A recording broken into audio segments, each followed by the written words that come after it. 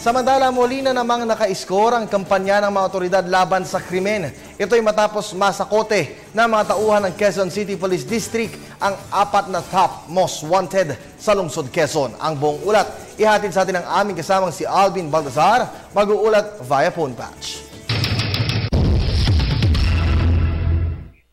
Yes, QB, 4 na most wanted sa lungsod ng Quezon ang magkakasunod na naaresto na mga tauhan ng QCPD kabilang ng umano'y nagpakilalang profesor na nagtuturo umano sa Maynila.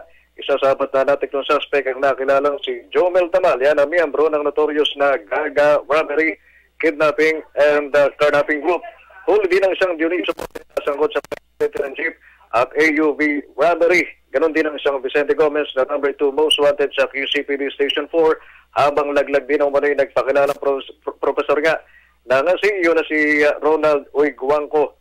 At bukod sa 4 na most wanted ng lungsod, 14 na suspected carnappers ang nasabat din ng QCPD na tumangay sa isang Isuzu truck nakarigado ng mga laruan at damit ng bata. Aresto ang 14 sa ikinasang follow-up operation ng Cubao Police Station Anti-Carnapping ng Criminal Investigation and Detection Unit na ito'y magsagawa ng operasyon sa Barangay Longos, Malabon City. Natukoy yung kinaroroon ng kinardap na isang truck ng laruan at damit dahil may nakakabit palang Global Positioning System o GPS ang naturang behikulo.